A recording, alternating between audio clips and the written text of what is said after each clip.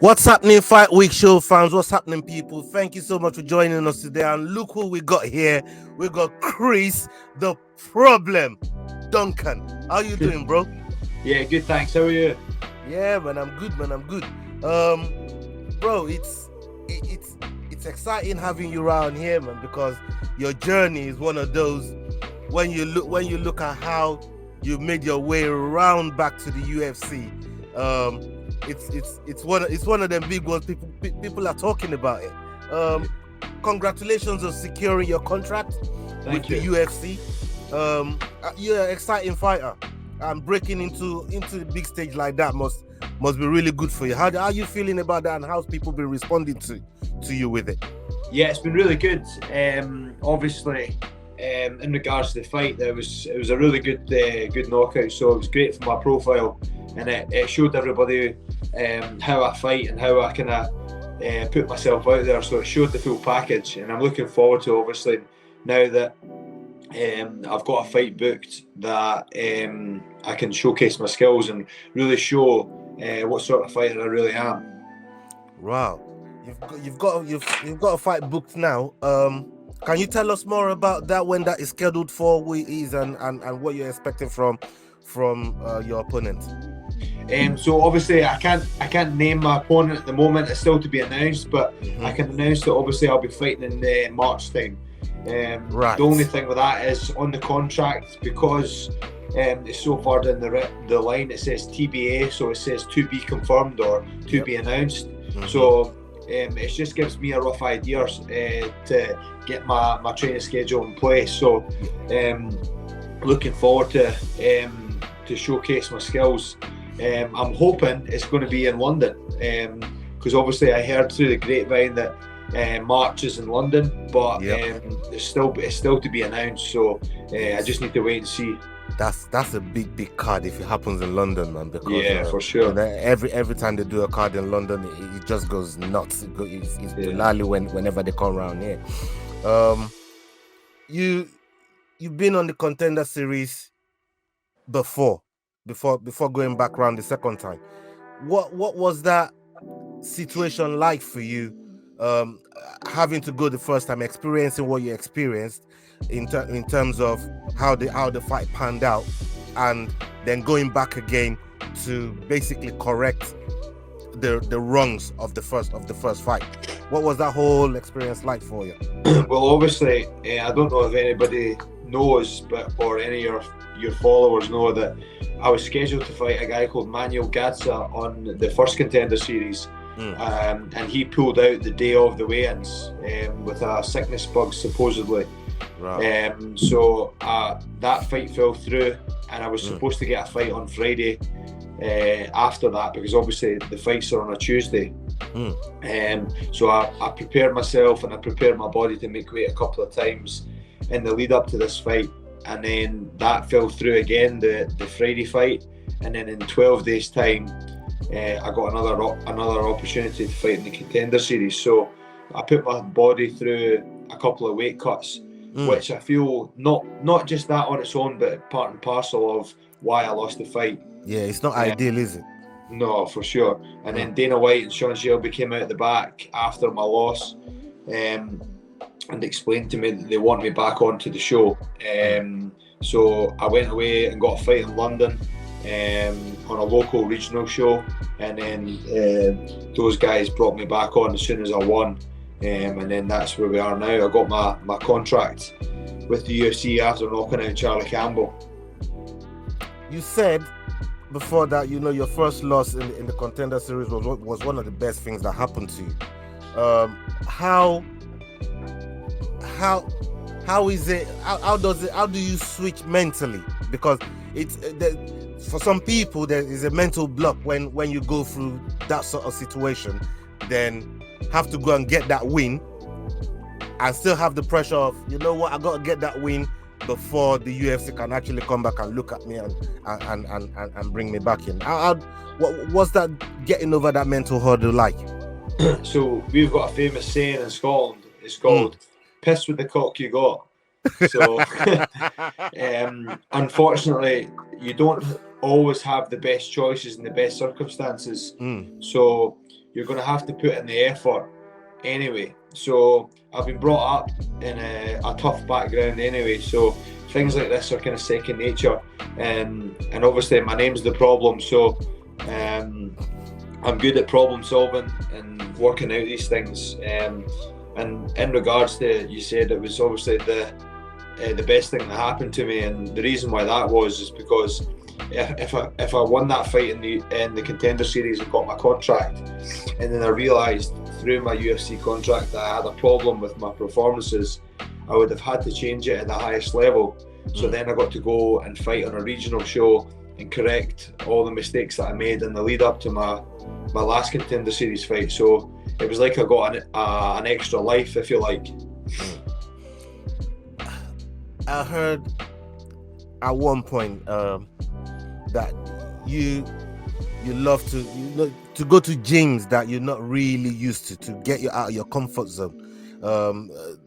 It's one of them shows where you spoke about you and your coaches, going all the way to Newcastle, and having a sparring session there, but not knowing the sort of people that's going to be in and around there.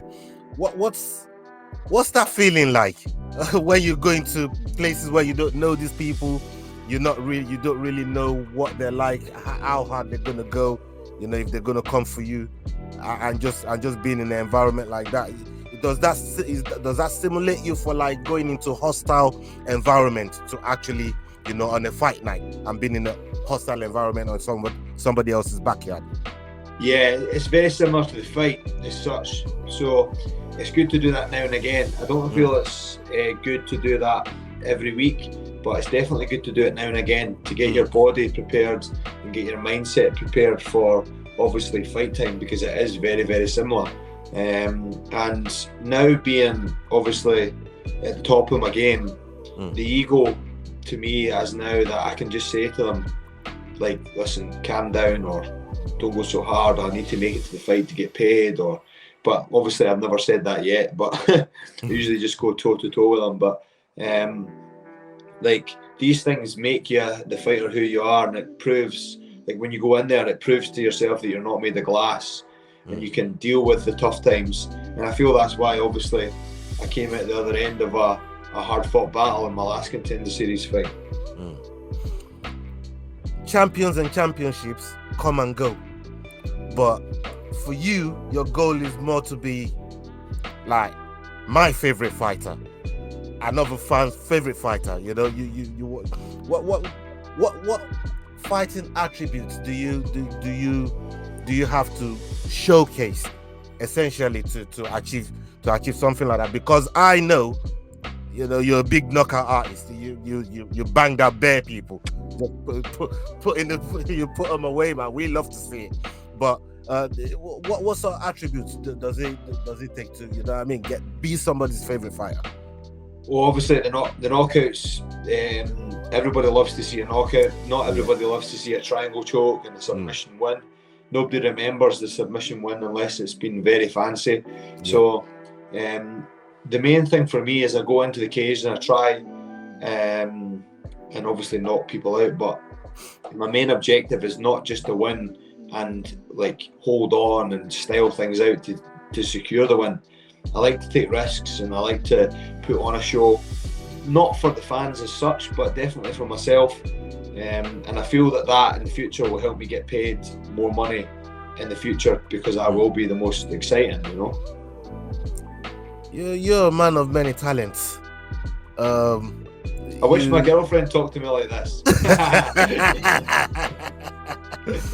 You used to work on the farm, yeah, and and look after sheep and and move them around and that. But that also involves a lot of like dog training and stuff. I got 2 dogs, and half the time I call my dog on a recall and she's just there, just looking at me. She's just there looking at me like, what do you want from me? But how does that correlate to what you do now in terms of fighting? Does that have any direct correlation to what you do now in terms of how you apply what you did when you was on the farm to fighting? Well, obviously working on the farm, you had to get up early and put in hard graft and stuff like that. So I feel that translated over very, very well. And obviously, like, it's not fun working on a farm, and sometimes MMA training can be not very fun as well, because obviously you have bad training days and stuff like that. So give me a strong mindset, and it made me realise what real hard work is. So yeah, that translated over really, really well to MMA. And I always say to my girlfriend, I wish I went to MMA quicker, but she's like, well, yeah, you had to live a life before then to grow the kind of attributes you already have. So I feel the farming translated over really, really well. Yeah, I mean, situations like that will also keep you grounded in the new situation that you're in. So that's fantastic. You said you wanted your daughter to grow up seeing you on TV. What else do you want to show or teach your daughter? Because I know you're really, really family orientated. Family means a lot to you. You know, I've heard stories, what you mentioned about, you know, your gran not even liking you watching, you know, fighting and stuff like that. But you know, she obviously understands and love what and respect what you do.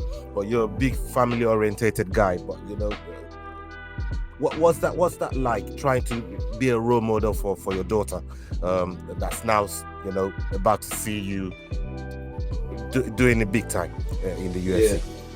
It feels pretty normal. I don't try and change myself in any way, shape or form. I enjoy the fact that obviously my wee girl will grow up and think I'm some sort of superhero because I'm on TV, so that brings some added motivation to the fights. But I just think being a good role model, like Donald Cerrone and stuff like that, like, he's one of my favourite fighters. I like to use him as an analogy. He brings a lot to the table because he's now a family man himself, and you know, I think good morals and being polite and all that stuff goes a long way, especially in the world we live in today, because everybody's fucking cooped up and stuck in their own house and don't want to come outside. So yeah, dot your I's and crosses your T's, as they say, and make sure everything's done correctly, and leave no stone unturned. You still work, right? You still work as a personal trainer? Yeah, personal trainer. Getting this sort of contract that you've got now, what sort of time scale do you give yourself before you're like full time into being a professional fighter? I'm hoping to be finished I'm going to finish up work on the 17th of December and focus solely on the fight. Yeah, so finish up just before Christmas, and then focus on the fight, get the W in the fight, get that 50k, and then go home with wads of cash. Yes, and go on holiday. Oh, fantastic. You know what?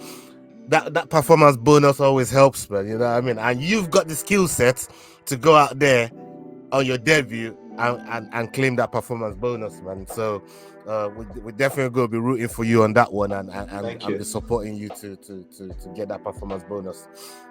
The UFC, because we know you fought in Bellator as well.